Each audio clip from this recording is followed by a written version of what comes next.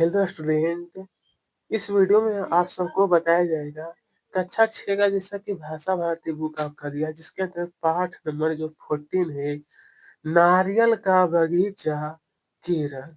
इसका संपूर्ण आपको आंसर इस वीडियो में मैं देने वाला हूँ, ठीक है। संपूर्ण, ठीक है। तो स्टूडेंट आइएगा, यहाँ पे जैसे कि प्रश्न आपसे पूछा गया है कि सही विकल्प चुन कर लिखिए। यदि शंकराचार्य का जन्म हुआ तो इनका जो जन्म हुआ तो वो कहाँ पर हुआ था। तो स्टूडेंट इसका जो आंसर आपको लिखना है वो होगा केरल। कहाँ पर? तो आंसर इसका होगा केरल में, ठीक है। Option number 3। अब चलिएगा नंबर 2 में, फिर से पूछा गया नंबर 2 में कि केरल केरल का नृत्य है। केरल का नृत्य क्या है? तो दोस्तों केरल में होता है हमारा कथकली। केरल में क्या होता है स्टूडेंट? कथकली। ऑप्शन नंबर 3 हो जाएगा। उसके बाद फिर पूछा नंबर 2 में हमसे कि इमली के मसालेदार पानी को केरल में कहते हैं। इमली के मसालेदार पानी को हम लोग स्टूडेंट कहते हैं रसम। क्या कहते हैं? रसम कहा जाता है, ठीक है। ऑप्शन नंबर 1 वाला सही हो जाएगा।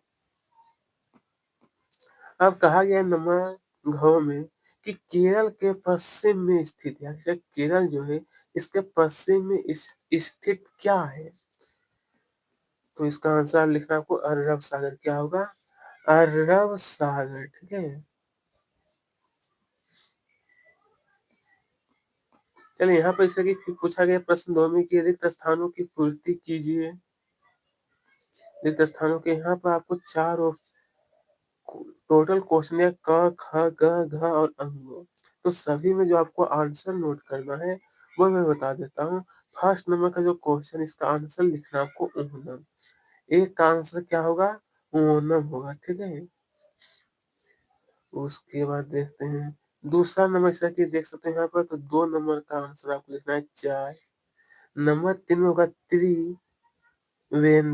त्रिवेंद्रम।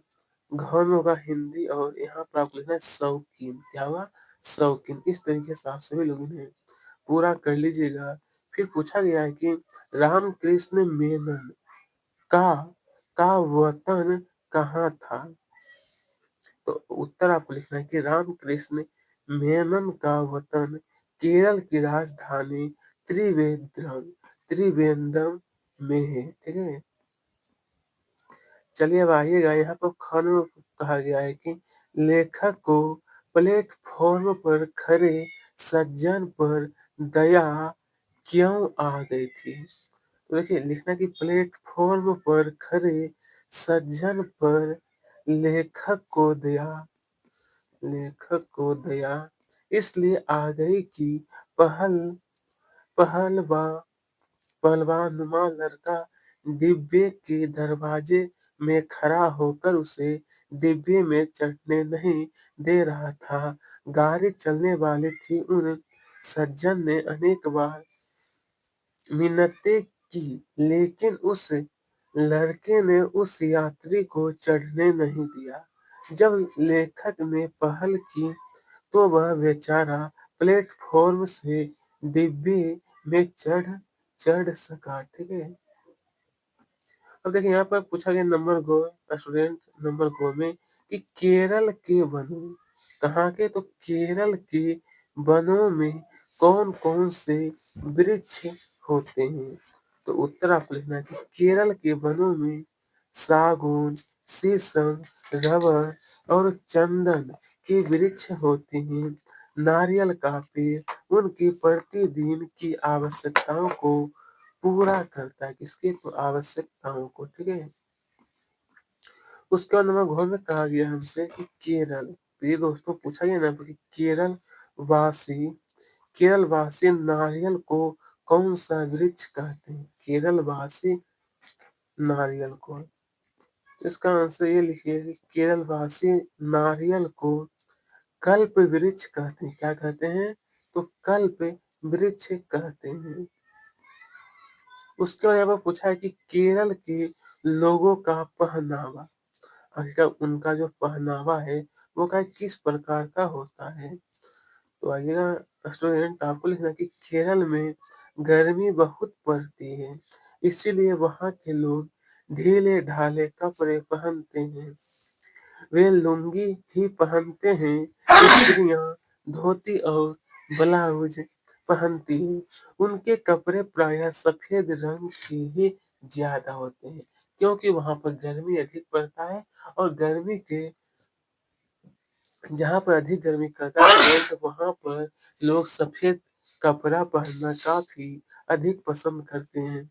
उसके बाद है कथकली, प्रिय स्टूडेंट है कथकली का नाम कथकली क्यों पड़ा?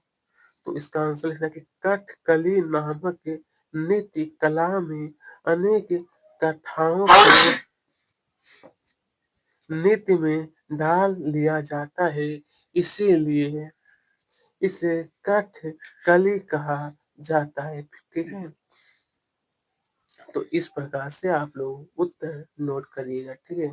फिर जब इसके आगे देखते हैं तो यहाँ पर जो पूछा गया है ना कि 3 से 5 वाक्य में आपको यहाँ पर कहा गया था कि उत्तर दीजिए कि नारियल के पेड़ की क्या उपयोगिता है? किसकी किसकी? तो नारियल का जो पेड़ है, देखिए इसका आंसर आपको इस प्रकार से लिखना है कि नारियल अमृत के समान मीठा पानी देता है। उसकी गिरी से साग सब्जी चटनी बनती है। उसके गोले से तेल निकलता है जो जो कि साबुन बनाने और सिर में डालने के काम आता है। इसके तने से पानी की नाली बनती है। उससे रस्सी, मोटी रस्सी, चटाई, कुंची, पायदान बनाए जाते हैं। नारियल के छिलकों से कटोरे, प्याले, चमचे बनते हैं। इसकी लकड़ी से और पत्तियों से मकान की मकान की छत क्या होती है? बनाई जाती है। ओके प्यारे स्टूडेंट, इस तरीके से आप लोग कंप्लीट आंसर नोट करिए। ठीक है? फिर जब हम लोग आगे की ओर देखते हैं तो यहाँ पर पूछा गया है कि केरल को भारत का केरल को तो भारत का नंदन वन क्यों कहते हैं?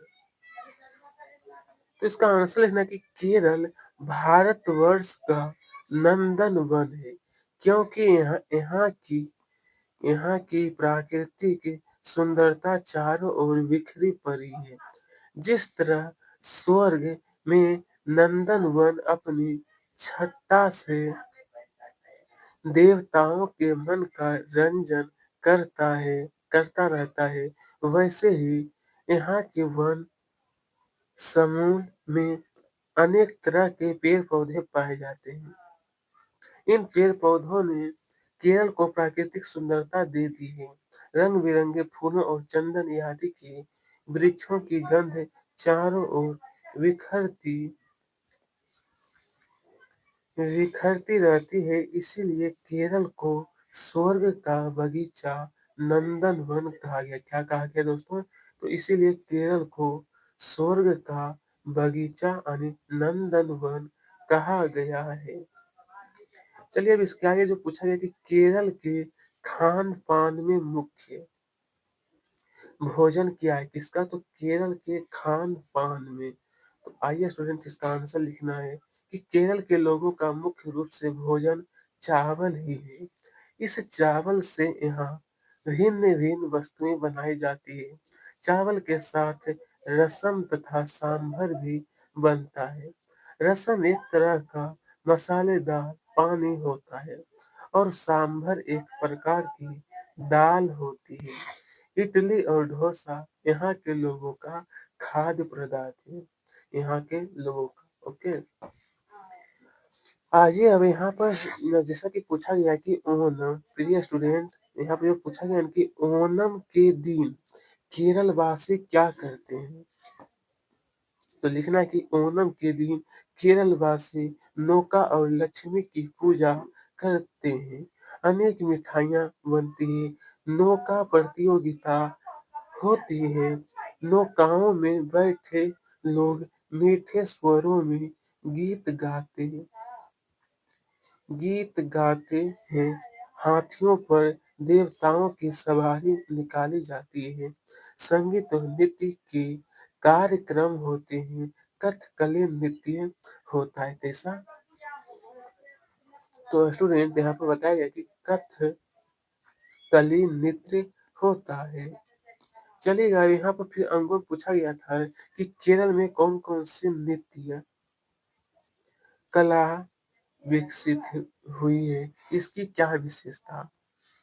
तो स्टूडेंट इसका आंसर ये है कि केरल में कथकली नामक नृत्य कला विकसित हुई है। इस कला की यह विशेषता है कि इसमें अनेक कथाओं को नृत्य में ढाल लिया जाता है। अतः इसे कथकली में कहा जाता है। यह कथकली नृत्य आज पूरे भारत में क्या है? प्रसिद्ध है। क्या है स्टूडेंट? तो पूरे भारत में काफी प्रसिद्ध है। जैसा कि हम लोग इसके आगे जब देखते हैं तो यहाँ पर कहा गया था हमसे प्रिय स्टूडेंट की सोचिए, क्या है? सोचिए और आपको यहाँ पता है कि बताइए कि जैसा देश वैसा वेश, जैसा देश वैसा वेश, राम कृष्ण ने ऐसा क्यों कहा? दोस्तों इसका आंसर लिखना है कि राम कृष्ण ने जैसा देश वैसा वेश कहावत इसलिए कही कि मनुष्य जिस स्थान और जलवायु वाले प्रदेश में रहता है तो वह वहाँ के मौसम के अनुकूल अपने वस्त्रों का चुनाव करता है और उन्हें पहनता है। राम कृष्ण लुंगी पहने हुए थे क्योंकि केरल में गर्मी अधिक होती है। क्या क्या होता है? केरल में अधिक गर्मी होती है, अतः लोग ढीले ढाले वस्त्र पहनते हैं। ओके, चलिएगा अब इसके आगे जैसा कि हमसे प्रश्न पूछा गया कि केरल में ढीले ढाले और सफेद, यहाँ पर पूछा गया स्टूडेंट हमसे कि सफेद कपड़े क्यों पहने जाते हैं? तो आंसर हो जाएगा कि केरल में मौसम गर्म होता है। गर्मी के कारण लोग ढीले यहाँ पर होना चाहिए, ढीले ढाले होना चाहिए। ठीक है, ढीले ढाले होना चाहिए। ठीक है स्टूडेंट, मैं लिख देता हूँ आपको। ये सभी जो आप लोग देख रहे हो यहाँ पर होगा ढीले ढाले। ठीक है, ढीले ढाले कपड़े पहनते हैं जिससे उन्हें गर्मी कम लगे। सफेद कपड़ा भी प्रायः गर्मी नहीं देती, इसलिए वे सफेद कपड़े पहनते हैं।